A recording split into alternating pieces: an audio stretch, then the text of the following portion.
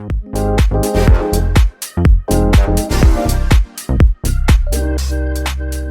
Scorer, jumpa lagi dalam konten Rayu, Rai Satnan dan juga Bung Yuke. Apa kabar Bang? Baik, alhamdulillah. Oke, kali ini kita pengen bahas soal Sintayong nih, soal timnas Indonesia lah sebenarnya. Tapi sebelum itu kita dapat kabar baik nih Bang. BNPB akhirnya merilis surat rekomendasi lah untuk menggulirkan Liga 1 dan Liga 2. Ini berarti kan kabar baik bahwa ada kepastian ya, karena yang tinggal ditunggu adalah izin dari Satgas Covid itu atau BNPB itu sendiri. Alhamdulillah ya, artinya bahwa pemerintah dalam hal ini BNPB cukup sensitif ya terhadap keinginan dan aspirasi masyarakat sepak bola utamanya untuk tetap kompetisi ini berjalan. Karena kan seperti kita bicarakan di edisi sebelumnya ini kan efek spiralnya, efek domino ekonominya kan benar-benar akan terasa signifikan untuk masyarakat bawah ya. Dan ini sangat penting untuk kita tetap berkegiatan, tetap beraktivitas dan tetap bisa mencari nafkah untuk sepak bola, artinya untuk masyarakat yang terkait hidupnya dengan sepak bola. Nah, ngomong-ngomong kompetisi jalan, tentunya ini akan berimbas juga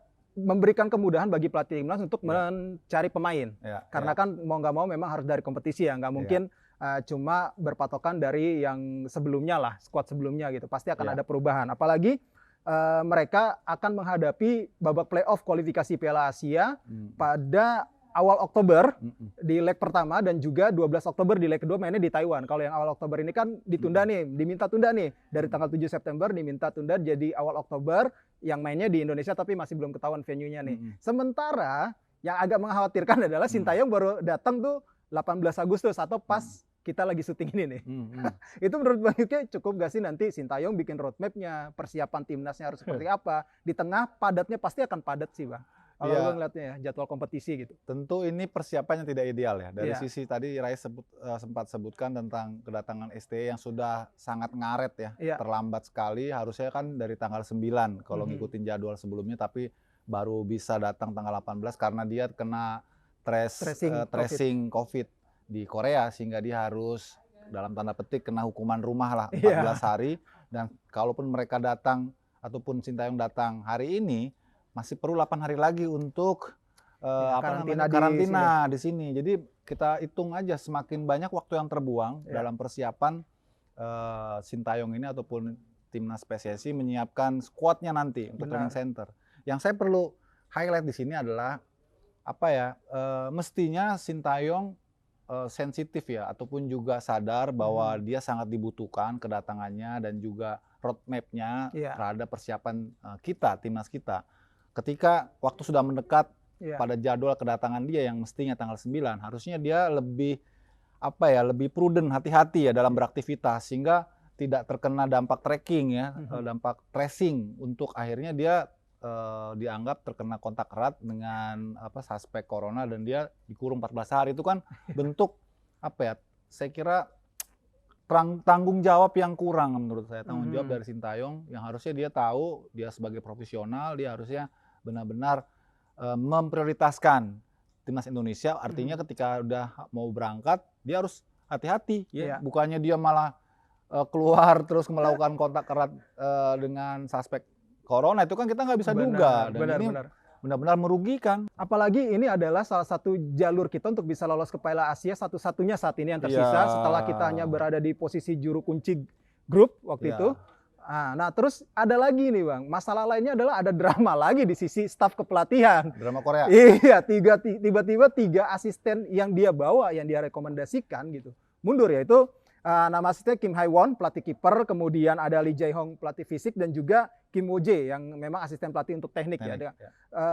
Ini kan sangat merugikan lah, bisa dibilang ada situasi yang kurang kondusif di internal tim gitu. Terlebih Kim Woo-jae kalau saya tidak salah kan dia penggantinya Gong Oh-kyun ya, atau si Lee Jae-hong ya, saya lupa ya, antara Kim Woo-jae atau si Lee Jae-hong gitu. Tapi yang jelas ini akan menjadi salah satu kendala tersendiri karena nunggu asisten baru lagi juga untuk datang kan juga pasti akan butuh waktu. Sebetulnya kan sebelum 3 asisten pelatih Sintayong yang kemarin ini belakangan ini mundur kan sudah ada 1 asisten pelatih sebelumnya yang juga mundur. Artinya sudah ada 4 asisten pelatih Korea di bawah Sintayong yang merekomendasikan juga Sintayong menjadi paket yang dibawa ke federasi, kemudian federasi akhirnya menyetujui paket ini. Kemudian tiba-tiba hilang sekarang kan. Ini kan perlu dipertanyakan ya. Saya tidak tahu persis apa yang terjadi, tapi kalau merujuk pada komentarnya Sekjen PSSI Yunus Nusi di media, saya waktu itu baca di beberapa media online mengatakan bahwa ada ketidakcocokan, ada ketidaksamaan pandangan antara Sintayong dengan asisten-asistennya. Ini kan cukup ironi ya. Bagaimana bisa secara logika asisten-asisten itu mundur secara bersamaan, sementara pelatih kepalanya tetap stay. Ini kan artinya ada ada semacam mosi, tidak percaya gitu kan. Benar. Ini bahasa saya gitu ya, karena dia nggak bisa terus bertahan dengan pelatih kepalanya, dengan lokomotifnya, sehingga mereka mundur bareng-bareng, kan seperti penggembosan. Penggembosan. Dan itu tadi saya katakan lagi, kerugian yang kedua. Kerugian kedatangan Sintayong yang terlambat karena ulah dia sendiri. Sekarang kerugian karena dia ditinggal oleh para asisten pelatihnya. Kita harus objektif, harus seimbang ya. Bahwa Sintayong ini memang menjadi harapan banyak publik sepak bola Indonesia, khususnya pencinta timnas, untuk bisa membuat perubahan, perbedaan. Kita support ya, kita dukung ya. Tapi ketika dia juga abai ataupun alpa menjalankan profesionalitasnya, kita juga harus kritis. Sintayong ini bukannya gratis loh, dibayar. Jadi PSSI harusnya juga berani membuat semacam rambu-rambu. Karena ini bukan yang pertama. Drama ini terjadi. Waktu awal-awal dia datang pun juga udah terjadi drama kan. Benar. Dengan Indra Safri, terus akhirnya PSSI mencoba memediasi segala macam. Kemudian ada korbannya ya, Om Danur akhirnya harus minggir karena untuk mengakomodasi Indra Safri sebagai direktur teknik kan. Itu kan udah, itu fakta itu fakta.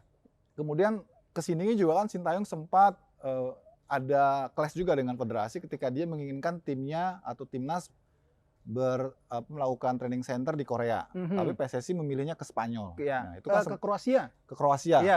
Itu kan juga sempat tegang juga sampai Sintayong juga ngomong di media luar ya kan, di media Korea. Itu kan nggak kondusif lah kalau dia harus cawe-cawe di luar karena dia punya persoalan di sini, harusnya selesaikan di sini kan. Itu kan attitude juga yang harus kita nilai ya.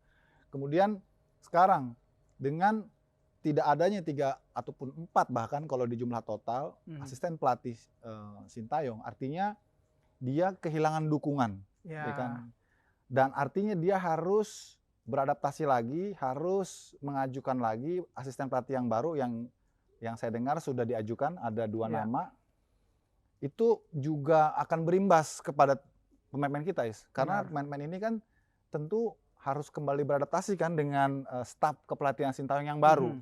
Sementara waktu udah nggak bisa lama menunggu gitu. Benar. Soalnya kan ini bagaimanapun habit, kultur gitu ya, terus karena data performance recordnya pemain timnas itu ada kan pada asisten pelatih Sintayong yang sebelumnya. Jadi harus di handover sih masih oke lah ya kalau ada handover itu ya, atau diserahkan ke Sintayong. Tapi kalau nggak ada, ini bisa dari ulang. Nah itu dia, jadi seperti dari kilometer 0 ya.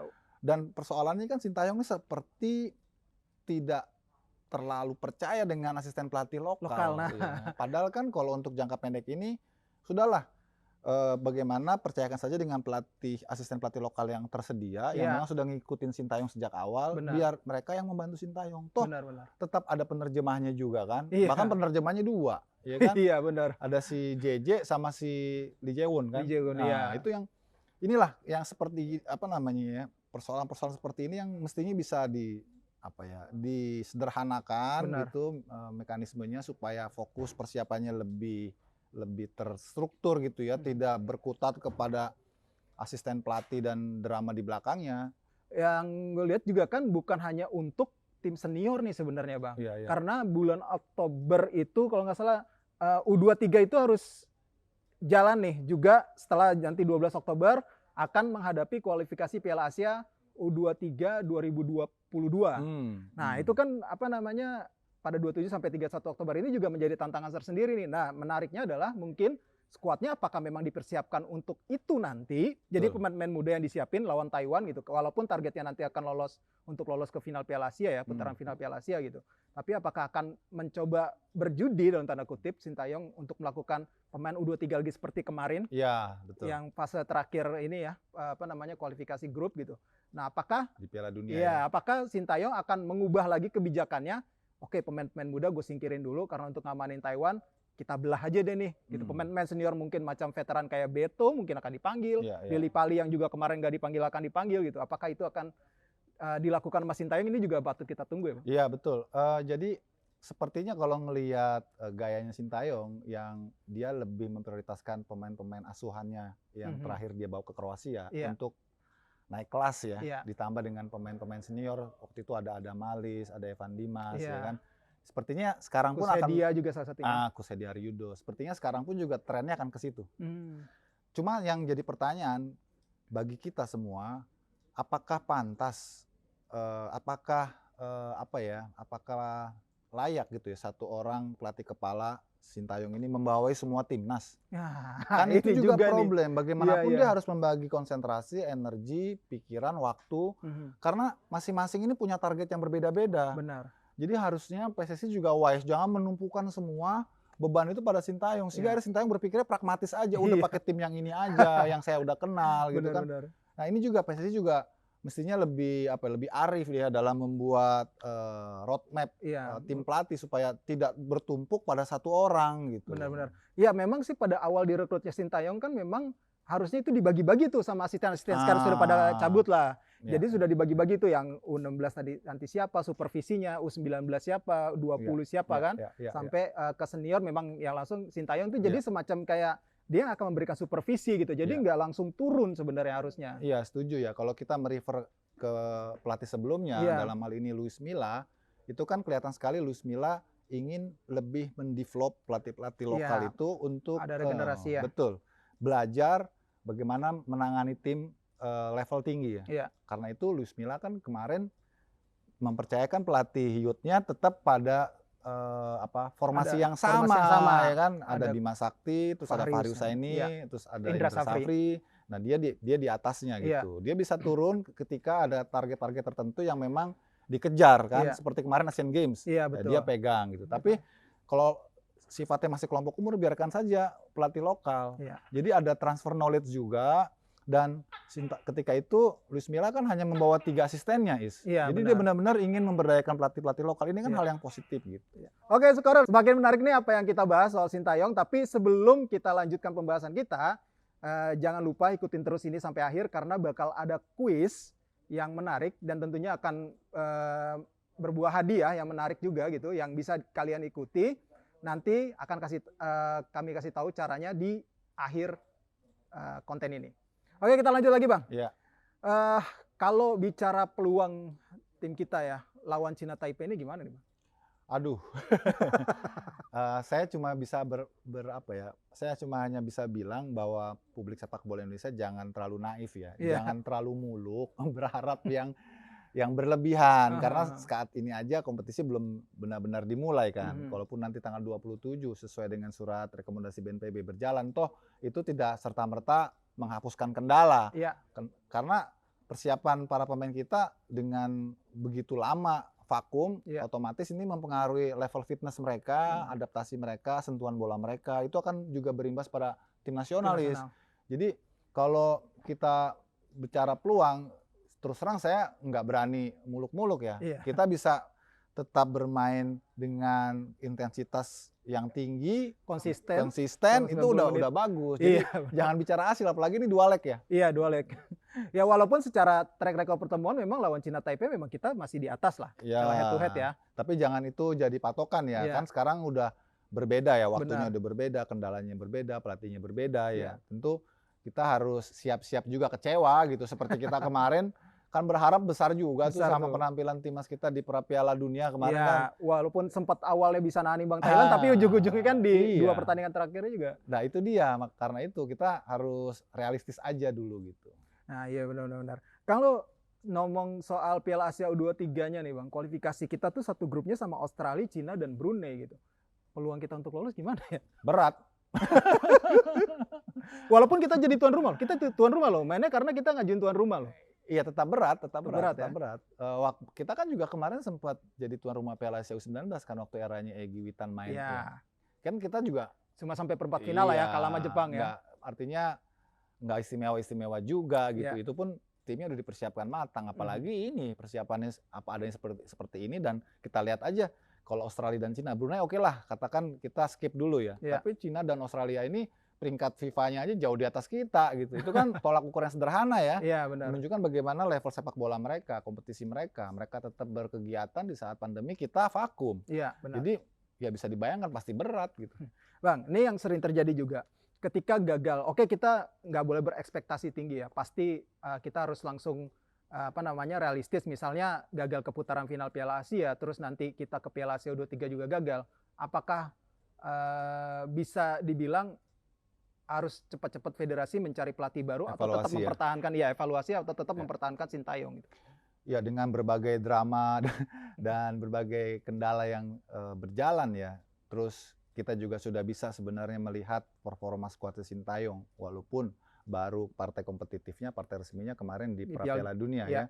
Kemudian kalau nanti juga akhirnya di event-event yang tadi Rais sebutkan juga kita tidak sesuai dengan harapan, tidak sesuai dengan target dari federasi, tentu harus ada evaluasi, dan itu wajar saja gitu. Evaluasi itu perlu dilakukan. Orang pelatih lokal kita juga dievaluasi kok. Jadi kenapa dengan pelatih asing kita jadi alergi gitu? Luis Milla aja kemarin gagal, dianggap gagal, dievaluasi, berhenti juga kan. Ya ini juga kita harus buka mata juga, harus kritis juga. Kalau dianggap ini nggak memenuhi ekspektasi, sudah diberikan waktu. Kalau kendala kan semua tim juga punya kendala ya. Negara-negaranya juga berkendala kan gitu. Tapi juga ternyata gagal, ya sudah waktunya memang ada evaluasi. Jangan sampai menunggu nanti kontrak selesai tahun 2023. Karena kan 2023 itu kan memang jadi target akhir kita ya, berpartisipasi di Piala Dunia U20 kan. Jangan sampai nunggu situasi semakin genting, kita udah nggak ada waktu lagi untuk transisi persiapan dengan pelatih yang baru misalnya, makin chaos ke belakangnya. Ya memang, tapi gue sih ngeliatnya juga gini sih Bang, kendala yang dihadapi Sintayong ini banyak event-event yang harusnya diselenggarakan di akhir 2020, contoh Piala AFF gitu ya. Sebenarnya menjadi target terdekat dia sebenarnya waktu itu. Kemudian pra Piala Dunia ini gitu. Memang banyak yang gagal terlaksana ya. Memang praktis, memang pra Piala Dunia itu sama Piala U19 pun tim U19 pun cuma diuji coba yang kompetitif waktu di Kroasia. Sisanya nggak ada turnamen yang diikutin gitu. Memang secara untuk dievaluasinya ya gue ngeliatnya memang masih minim sih harusnya. Ya nanti tinggal evaluasinya seperti apa kan ada apa namanya? Ada tolok ukurnya.